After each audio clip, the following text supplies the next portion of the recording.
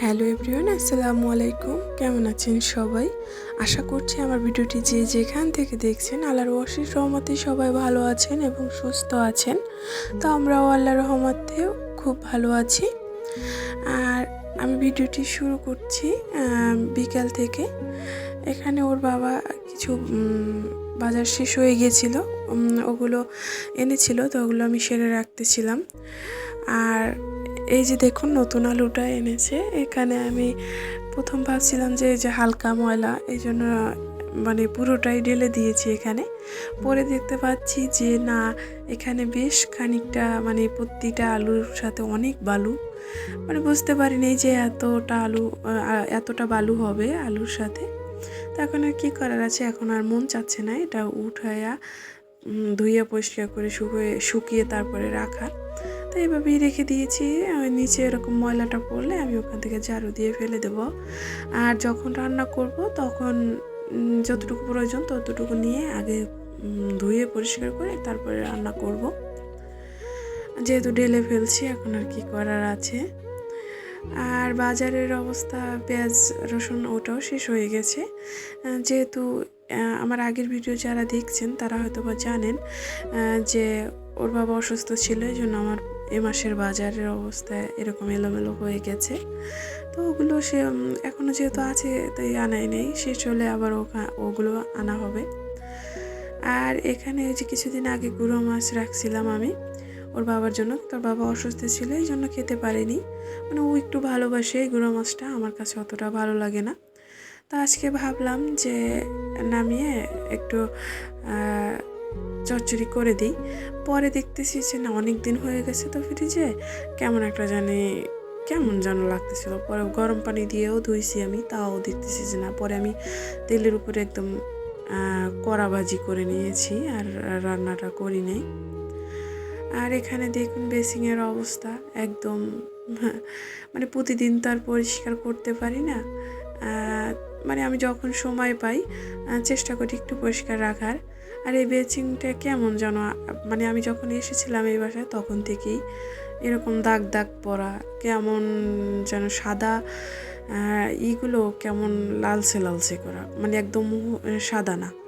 কিন্তু তারপর যেরকম আছে চেষ্টা করি একটু পরিষ্কার করে রাখার।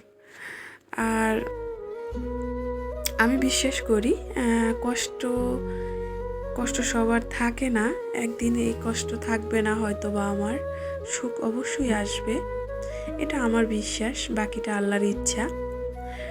কারণ এই যে 2টা বাচ্চা নিয়ে আমি সারাদিন একা থাকি, না খেয়ে থাকি বলতে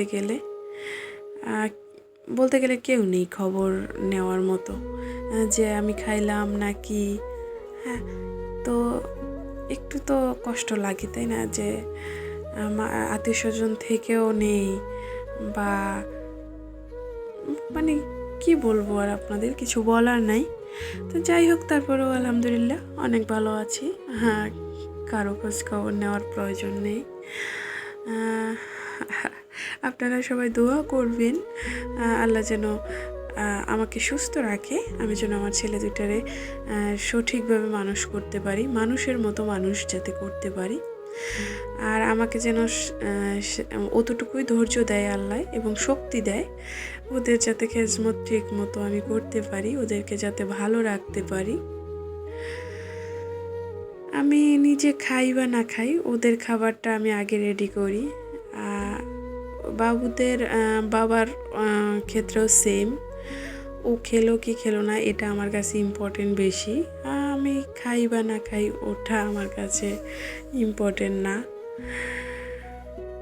মানে কষ্ট লাগে যে সারাদিন 3 বেলার খাবার আমি 2 বেলা খেয়ে কাটিয়ে দেই এই বাচ্চা 2টার জন্য। হয়তো বা আমার কাছে কোনো মানুষ থাকলে আমার এতটা মানে এরকম না খেয়ে থাকা লাগতো না হয়তো বা। তখন আমি কেউ নাই হয়তো বা আমার। যাই হোক, আমার ছেলেরা আল্লাহর রহমতে অনেকটাই বড় হয়ে গেছে।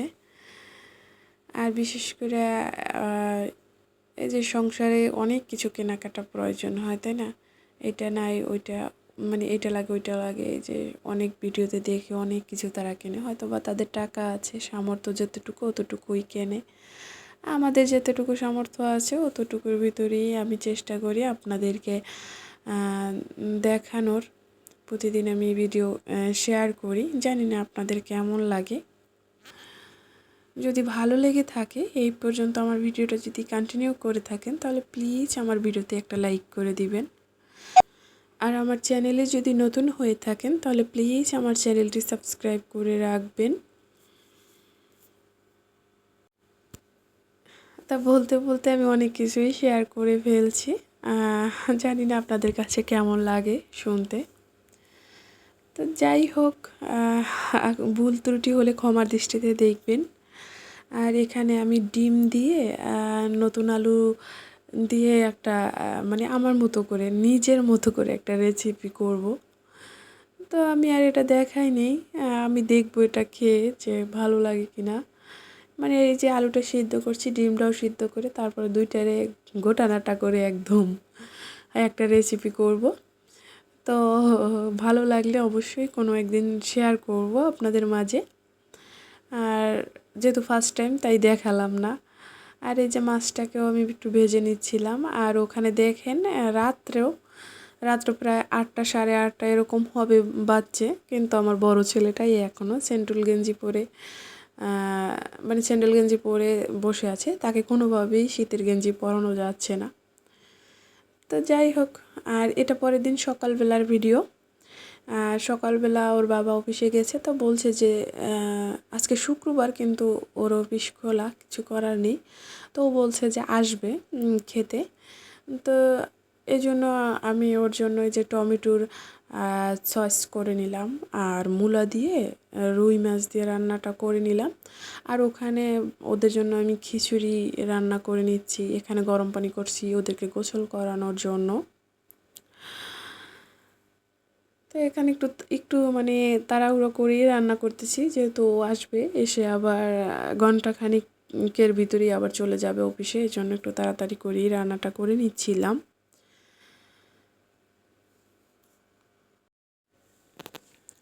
তবে এই মূলা দিয়ে যে রুই মাছটা রান্না করছিলাম, প্রথমে ভাবছিলাম কেমন না কেমন খেতে হবে, কারণ আমি মূলা যখনই রান্না করি এক এক সময় এক এক রকমের স্বাদ আসে।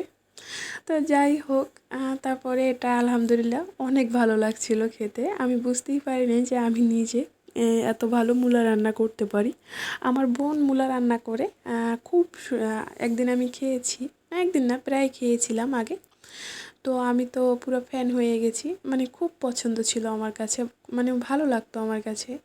পরে নিজে ট্রাই করছি অনেকবার, কিন্তু ওরকম স্বাদ আসে নাই। তা আজকে অনেকটাই আসছে, কিন্তু আমার বোনের থেকে একটু বেশি ঝালটা হয়ে গেছে। তো কোনো ব্যাপার না, আশা করা যায় সামনের দিকে ঠিক হয়ে যাবে। তো আজকের জন্য ভিডিওটি আমি এখানেই শেষ করছি। আমার তরকারি রান্নাটা করাটাও হয়ে গেছে। আপনারা সবাই ভালো থাকবেন এবং সুস্থ থাকবেন, আমাদের জন্য দোয়া করবেন। দেখা হবে আবার নতুন আরেকটি ভিডিওতে। আল্লাহ হাফেজ।